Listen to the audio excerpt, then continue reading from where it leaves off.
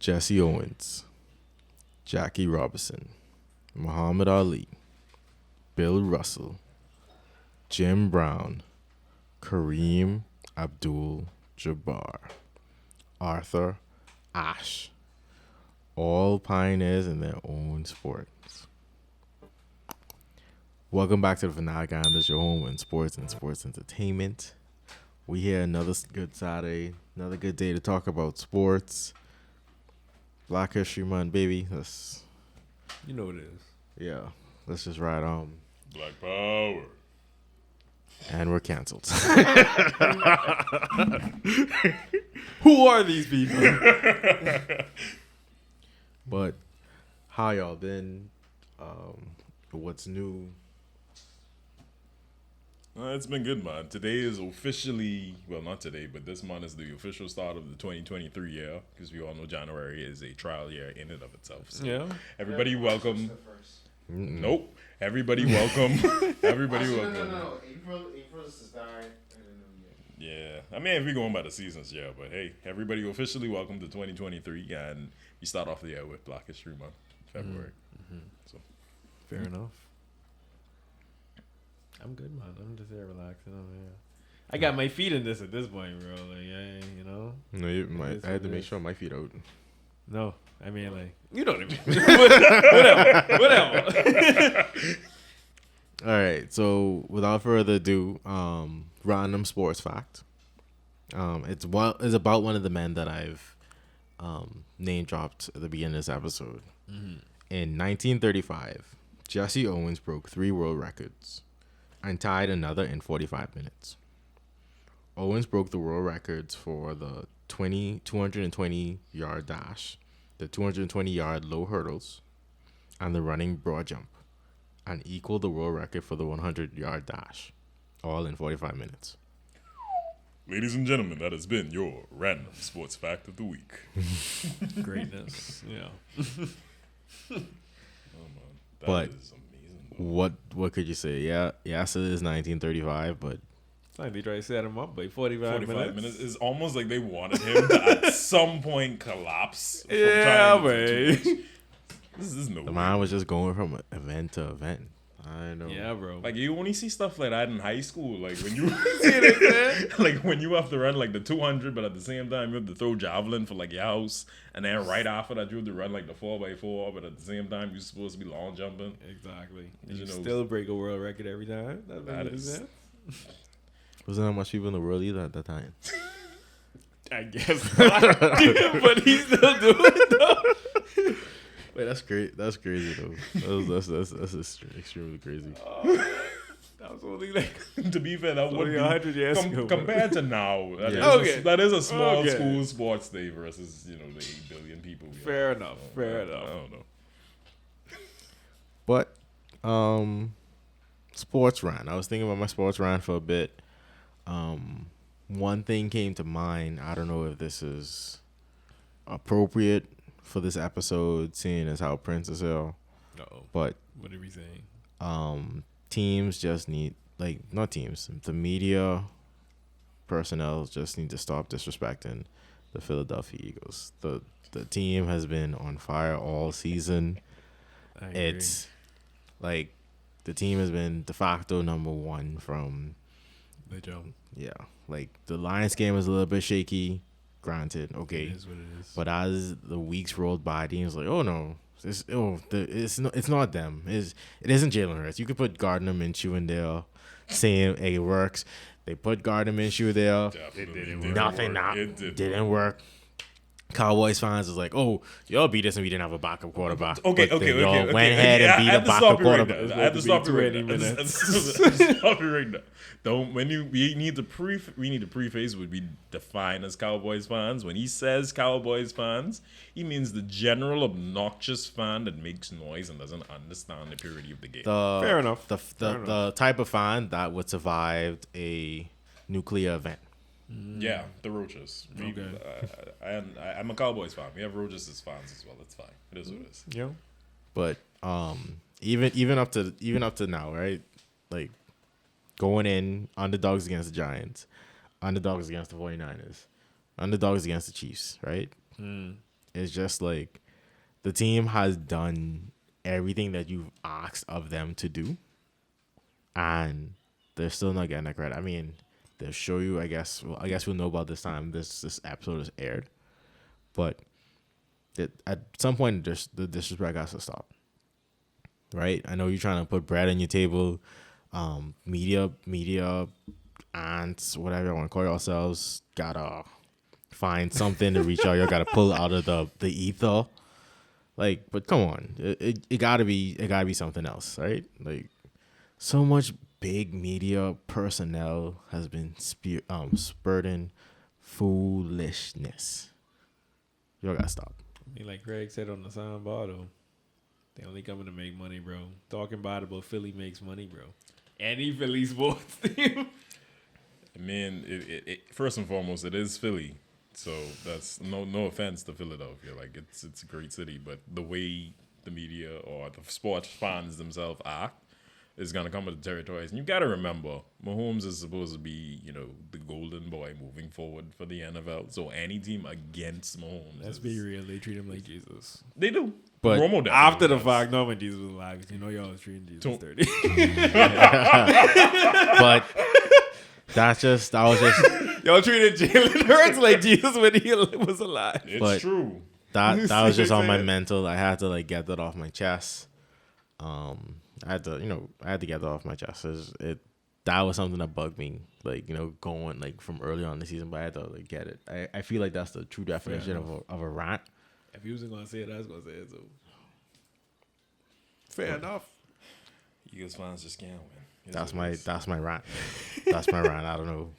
That's my rant. I don't know what else you want me to say. It's what it is. No, that's fine though. But I mean, since we're talking about football, it's great that during Black History Month, we finally, going from the whole, oh, he's a black quarterback, we don't know if he can handle the mental of the game. Oh, he's a black quarterback, only thing he can do is run and maybe throw far, to now having two black quarterbacks in the Super Bowl with almost two completely contrasting play styles. So it shows that, hey, we've come a long way. We can do everything. We can do anything they ask us to do because you have both like styles like present in one game. You know what I mean?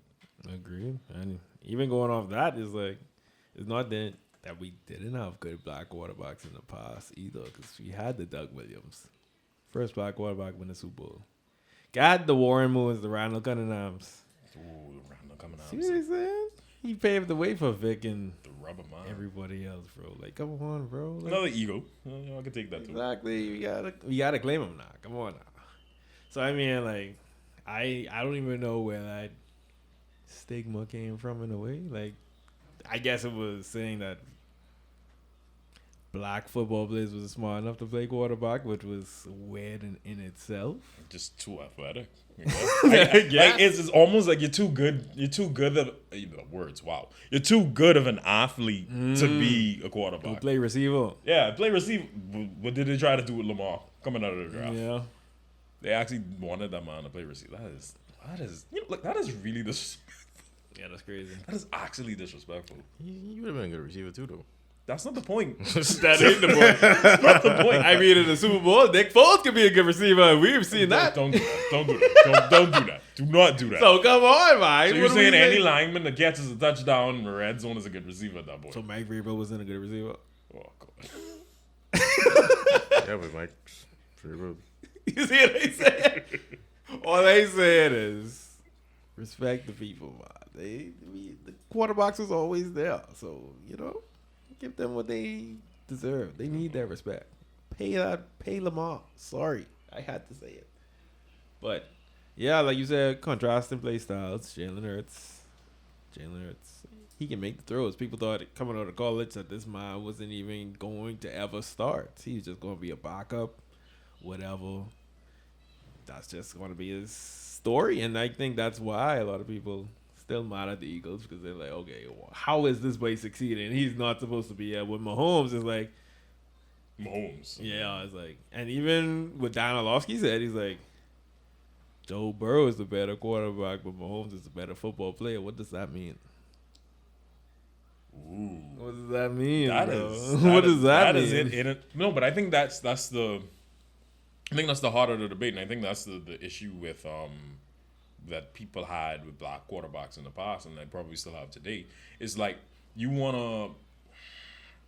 They put so much earnest or so much emphasis on the mental aspects. Like you have the Peyton Mannings and the Bradys, like making all the checks. Like you can tell that they are good quarterbacks because of what they do mentally and not what they do physically. And I think people have a hard time realizing that they are not mutually exclusive. Yeah. Because that's essentially him saying that Patrick Mahomes is a better athlete, like just flat out athlete, but Joe Burrow is a better cerebral assassin. Yeah. Granted, Joe Burrow makes some amazing dimes. But then you see Patrick Mahomes just do something that's just not natural. Very true. You can't quantify it, and I think that's the problem. I think that's his reasoning as well. yeah, I think that's what it is. I think it's hard to quantify what black people in general have been able to do across different sports, different genres, their longevity, and the way they impact their specific sports. And I think that's where you run into the biggest issue. Like, if you don't know how to put somebody in a box, then they're the anomaly. And if they're the anomaly, then it's just like, okay, this won't happen again, so it can't be replicated. Yeah. If it can't be replicated, then this is a one-off. And if this is a one-off, then everyone else that comes behind you that looks like you, we can't necessarily give you a fair shot because you're not that freak. Yeah. You know what I mean? Is fair enough. Is the curse of genetic greatness. Oh, I might get canceled for that. Whoa, what do you say here, Prince? What is he saying? Whoa. No, I'm not talking for the rest of the episode. Any thoughts on that, I mean, Prince ready to do canceling statements. But well, we know it was coming, this is serious Mud Radio, so but it's just I mean, it's just not funny. It's not haha funny, but it's like it's so interesting to see how the narrative like changes, right? Because now the narrative is you have the first time history, you have two black quarterbacks in NFL history in the Super Bowl, but you could ask probably a lot of people, and they could probably say that, well, Mahomes was whitewashed, right? Because he doesn't have yes, he is a black quarterback by genetics, but he doesn't have the stereotype. Look. Yeah, he doesn't have the stereotype. So Mahomes is treated better than some of the Lamars, the Jalen, the RG3, the typical African American quarterback. But even Jalen Hurts doesn't have the stereotype. I mean, he comes from a good family. He has a coach as a dad. I know, but that's just how it's seen. So it's never seen as in, well, he like same thing we was talking about in the future episode, in the future Soundbar episode, coming out next week. Stay tuned. We was talking about like tropes, right?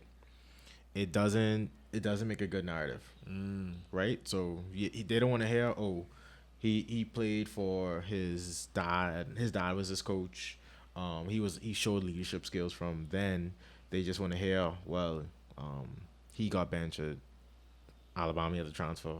That's all they want to hear for real. Yeah, because there's no narrative. There's no negative narrative to sell. I think this is one of the first times. It's rarely any negative narratives to sell. They have to find something to latch onto. Like Lamar's like, I can't tell you Lamar's background. I can't tell you nothing negative about him. All I can tell you is out of the draft, they wanted him to play receiver. Because he was an athletic specimen. Yeah, exactly. So it's not like nothing to do with his background. It's more or less, hey, that's you. You don't hear that, right? You don't hear that. You don't. It's so much different. It's just treated differently. I mean, like Mahomes was whitewashed, but I feel like it's in a way they, I guess, reversing it in a sense. I don't know, like you see the whole, like you see anything you're saying with Joe Burrow and Mahomes. Yeah, I mean, if he start winning too much, then it's like it's completely different. Yeah. I don't know. It's just it's hard though. Like I say, it almost all boils down to the stress of success. Like even if we look at, it's hilarious. You have dudes like Miles Garrett and Aaron Donald who have been documented that every time they decide to play without sleeves, they get drug tested. Yeah. You have Ja Morant, like when he starts like going on his, cause from time to time, no one knows what's wrong with this dude. He just goes on poster sprees. Like that's is what That's he what does. he wants to do. That's what he does. He goes on poster sprees, and whenever his poster sprees happens, he starts to get Drug tested. randomized drug testing. So it's like whenever you start to show your prowess outside of, let's say, expected norms, is like something has to be up. And as an athlete, like the Trailblazers that we would have spoken about before, there weren't people like them there. Even we talk about Pele from a previous episode and how he kind of revolutionized the sport of soccer. I'm sure if he were playing today at the standard that he did back in the day, they would be questioning him, and there'd be everything in the book around him because there's just no precedence for the greatness that they can exude. You know what I mean? Like it's hard. I'm not gonna get canceled. I'm not gonna say it. But I mean, You ready to get canceled like twice? You might as ain't no now. If this video still being played. but do y'all feel like, because even with the Pioneers, they in a way spoke about the issues that are going on around them. So like, even with them, they were like examples for people currently. So it would be like, okay, you have the Pioneers, then you have John Morant speaking out recently. You have LeBron who always speaking out. You have other people who always speak out. But then you have Jordan who rarely spoke out, but Revolutionized. yes, he revolutionized the entire game, so everybody always loved him. Like, you don't really hear much about people saying, "Oh, he's a freak, he needs to be drug tested," or all that. It's more of a love thing because maybe he was quiet about everything, and he just went about his business and did what he had to do. And you feel like that's a fair assessment of him. He made it more global, so it's like, oh, of course, Jordan, we love him. Well, I feel like it's different strokes for different folks, right? Global is in America, right? So a lot America of love him too, though. I know America loves him, but a lot of these things are developed in America. So outside of America, things are looked at differently. Yeah. But everyone isn't going to be that guy who wants to speak out. Everyone isn't going to be that I agree. person, and they shouldn't be pressured into doing that. A lot No, of they people don't. are pressured into that. Like, Yeah. Bill Russell, he was at this. I think he was at the I Had a Dream speech. He was in the crowd, Yeah, some I believe. but like that was his time. They lived through that. They spoke on that because that's what they was feeling at the time. It wasn't. I agree. They wasn't not shunned, but they wasn't like told not to by powers to be or whatnot. Now it's Shut up and dribble. shut up and dribble. Like now it's like, okay, control, like watch what you're saying. A lot of time these athletes are now controlled by contractual obligations, right? There's only so much. It's so much things they can say, and because they're not just representing themselves, they're representing who sponsors them, who endorses them. So it's they may want to say more, but they may be tied to certain things. But my thing is though, would Jordan be granted the freedom he's granted without a Bill Russell? Would any black person, Of course not. be granted the Definitely. same thing without Jackie Robinson? Definitely not. Will we have the Williams sisters without Arthur Ashe and all those guys? No, of course No, not. definitely not. So I mean, like, even though you feel like, okay, that's not my place to speak out, you should at least be like, okay, I respect what you did for me in a way. So I mean, but I still respect Jordan for making it global and everything and bringing out And I think people that's from around the world for it. and I guess Jordan example is a lot harder to evaluate than everybody else because to Kadero's point, like the main issue is in terms of marketing and branding.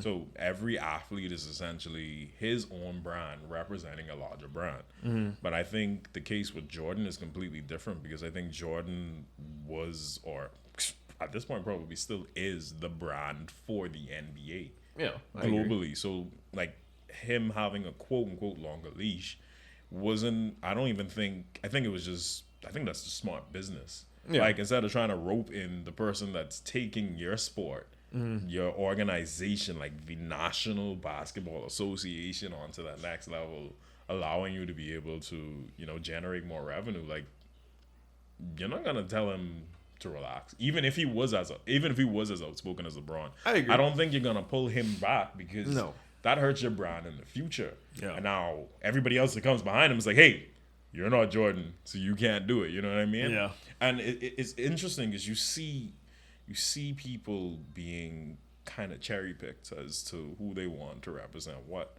And I hate to bring it up because I really, really hate to bring it up, but you look at the Dallas Cowboys, because the Cowboys in and of itself is a brand. I am on record as a Cowboys fan saying I believe my team is more worried about staying relevant for money wise and actually winning. I mean, to be fair, they are the number one brand in sports. And you have a black quarterback that represents them, which is a very precarious position to be in. Like, it's just, He's the first person to be thrown under the bus. yeah, it's just strange. And I think we have this through just about every sport, like, because we're putting in a position where we are the minority as black people.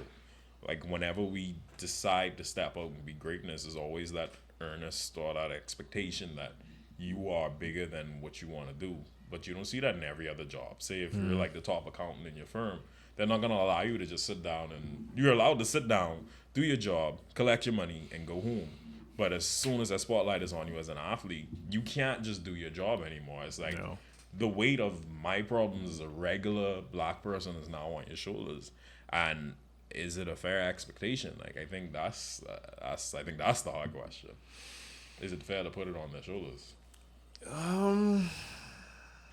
I'd say I guess going back to Jordan, I mean, it was put on his shoulders. He succeeded. So, I mean, going back to what we said about Patrick Mahomes and all the freaks that come about, they're just like, okay, if we calling you the freak, we expect this and stuff like that. So, it's kind of strange, but it shouldn't be that way because it's not realistic. But because even LeBron coming out from high school, there's like, if you ain't like not even just a Hall of Fame, if you ain't one of the greatest, your career is a failure, right? Yeah. That's what they tell him coming out of high school, bro. Because he decided to go. Like, what?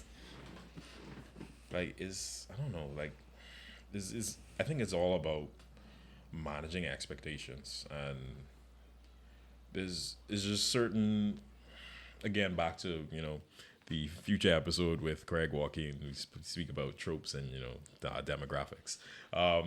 It goes back to that. It's like, even though this is real life, like there's expected to be these tropes, like these stereotypes, like the story that has to be behind it. Like, you have to come from like a rugged background where you have to climb and claw and rake out of the mud. And I think that's why, like Kadero mentioned, people like Jalen Hurts get a bit of flack, because they would have had a quote unquote normal upbringing, and it's like, black, but you ain't black. Like, Patrick Mahomes has been whitewashed. He black, but he ain't black. You know what I mean? You could speak proper English. Like, it's you hard. know math, right? It no longer becomes sensationalized to sell. Yeah. So it's like, even when you do your job and you do your job well, like, it's not enough. Yeah. So I don't know, but that's interesting because even going off of that, like, Israel Adesanya said it best. I mean, Jordan globalized basketball, and I feel like we have pretty much a sleeping giant in the entire continent of Africa right now.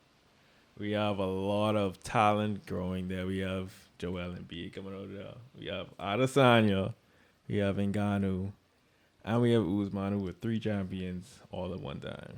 And what is the fundamental trope of Africa? We feel like everybody's struggling, everybody's starving, nobody even getting anywhere. All their gold gone, and that's just what it is. you have to go in and dig and scrape and find that one diamond in the rough that nugget exists, that no other country has, when Africa as a continent has just been pumping out talent after talent after talent. That's what they say, bro. Like I said, it doesn't sell. How much of us have seen commercials. Oh, dialing this 1-800 number. Oh, you every call, $5. Someone like you could feed a kid or something like that. Yeah. Everyone to see that. Exactly. Everyone wants to see it. Everyone wants that pity story. Like, people want that pity story, and it's not like thinking that, hey, this is an actual country with actual people who are actually, yes, some of them may not be doing well, but that's not 100% of them. Yeah. They don't like to show it. Like, You got when scientists, people all like type of when people come to the careers. Bahamas, right?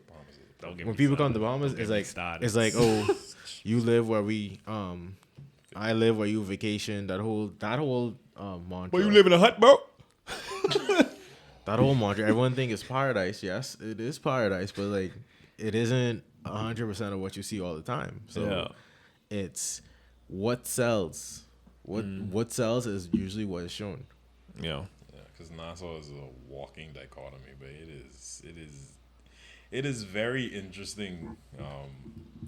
Just driving the streets of Nassau, and you can literally cross a light and see two completely different demographics. Yeah. Fox.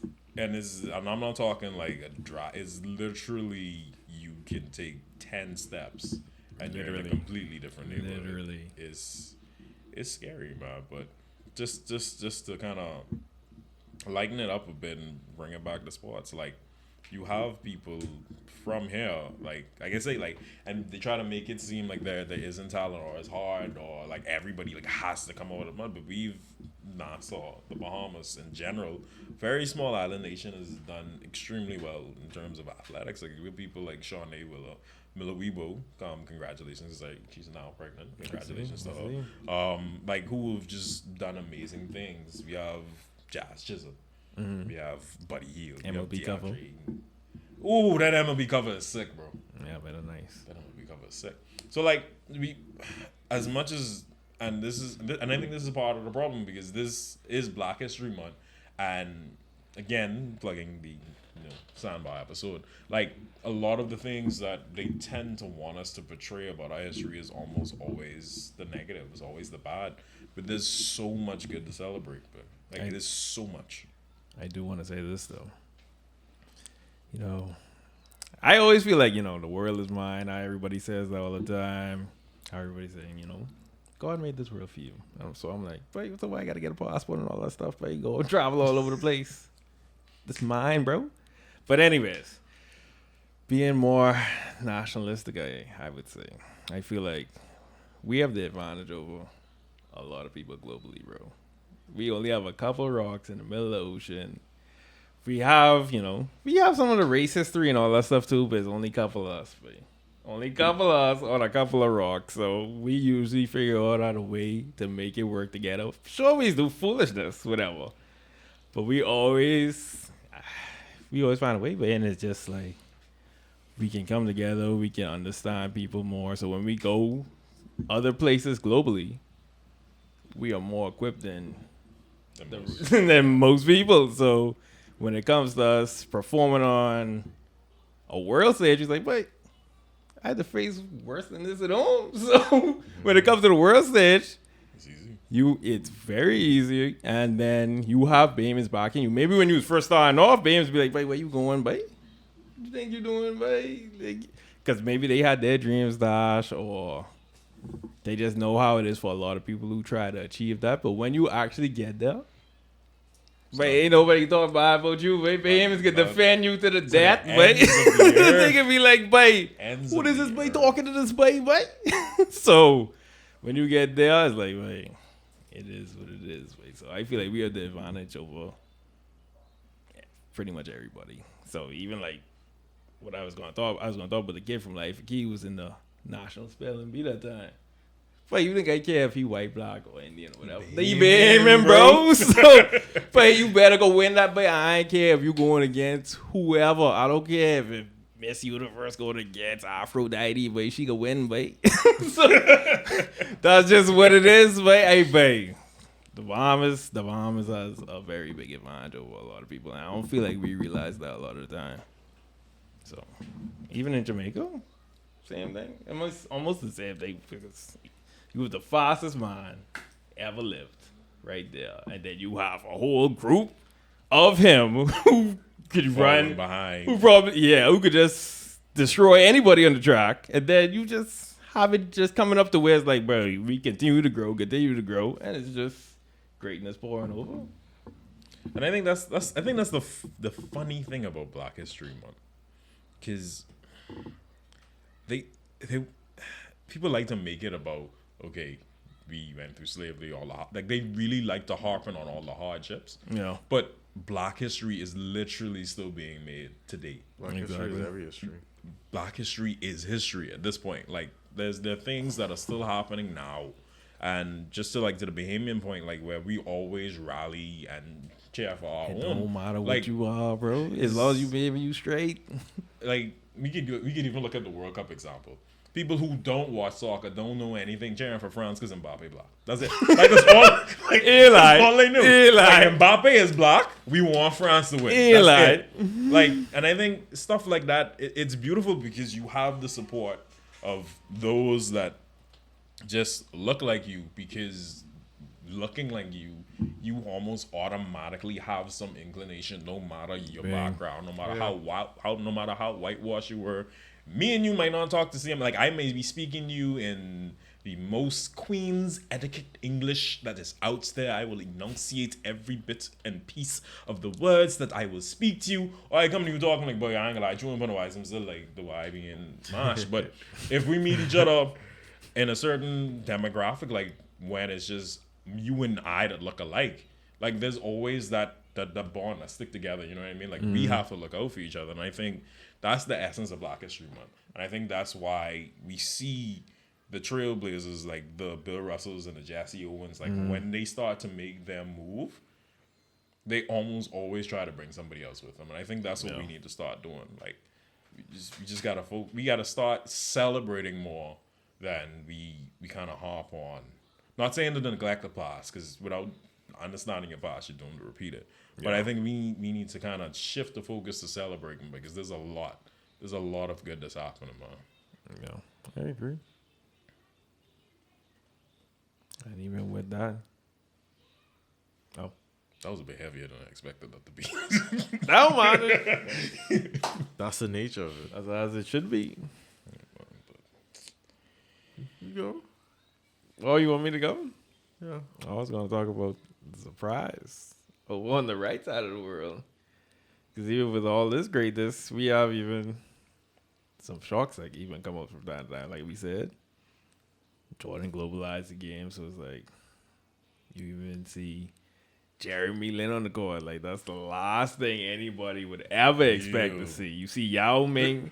You expect Yao Ming. No, you Yao didn't. Ming's No, 7 feet, bro. No one expected Yao Ming. He's 7 feet. Yao Ming He's first, 7 feet. when Yao Ming first stepped on the court, everybody was like, huh? Y'all exist? Exactly. That's a thing? Exactly. Genetically was made in a lab. Had to be, man. Right, so I mean, even that was a shock that y'all don't want to admit it, but it came from Black excellence, if we be real. It's the influence. You have Otani there. Is Otani there without Jackie Robinson? Is Ichiro Suzuki there without Jackie Robinson? Like, let's just be fair about it, bro. Let's just celebrate it, right? Yeah, because you have to, someone has to infiltrate. As bad as it sounds, someone always has to infiltrate it the way that's just not pretty.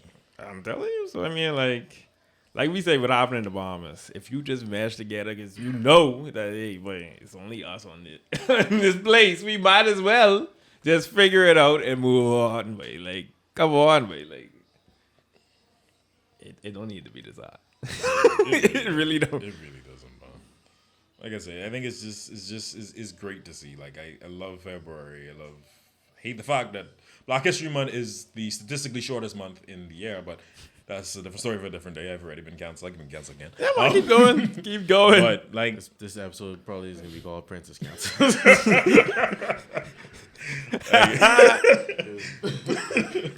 I feel like that's something that was intentionally done, but it again, you could flip it and you could turn it. It shows that even with the month, with 28 days, and maybe every 4 years we get 29 days, there's just so much excellence that we can show as a people, and I just think that it's beautiful. Man. But what we have to not like what we have to do is just expand it outside of the February. We have to, like I say, it is a celebration. We can celebrate all year.